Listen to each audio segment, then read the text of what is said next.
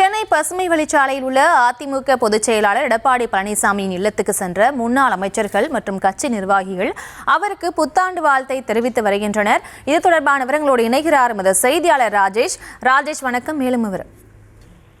பிரியங்கா வணக்கம். இன்றைக்கு ஆங்கில புத்தாண்டை ஒட்டி பலரும் வாழ்த்துக்களை பரிமாறிக்கொண்டிருக்கிறார்கள். அந்த வகையிலே அதிமுக பொதுச் செயலாளர் எடப்பாடி பழனிசாமி அவர்களை சந்தித்து முன்னாள் அமைச்சர்கள் சி விஜயபாஸ்கர், அதே போல முன்னாள் அமைச்சர் செம்மலை, சரோஜா, நத்தம் விஸ்வநாதன் உள்ளிட்ட பல்வேறு முன்னாள் அமைச்சர்கள், சட்டமன்ற உறுப்பினர்கள், நாடாளுமன்ற உறுப்பினர்கள் என அந்த கட்சியை சார்ந்த முக்கிய நிர்வாகிகள் பலரும் சென்னை பசுமை வழிச்சாலையில் இருக்கக்கூடிய அவரது இல்லத்திலே இபிஎஸ் அவர்களை சந்தித்து பூங்கொத்து கொடுத்தும் அவரிடம் வாழ்த்துக்களை பெற்று வருகின்றார்கள்.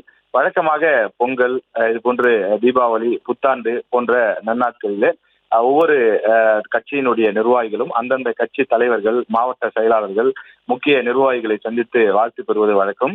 இந்த புத்தாண்டை ஒட்டி அவர்கள் வாழ்த்து பெற்று வருகிறார்கள். குறிப்பாக அதிமுகவை பொறுத்தவரையில் இந்த 2026 என்பது ஒரு முக்கியமான ஆண்டாக பார்க்கப்படுகிறது. தொடர்ச்சியாக சட்டமன்ற தேர்தல், நாடாளுமன்ற தேர்தல் என பல்வேறு சர்க்கிள்கள் ஏற்பட்டிருந்த நிலையில இந்த தேர்தலில் கட்டாயம் வெற்றி பெற வேண்டும் என்ற இலக்கிலே அதிமுக இருக்கின்றது.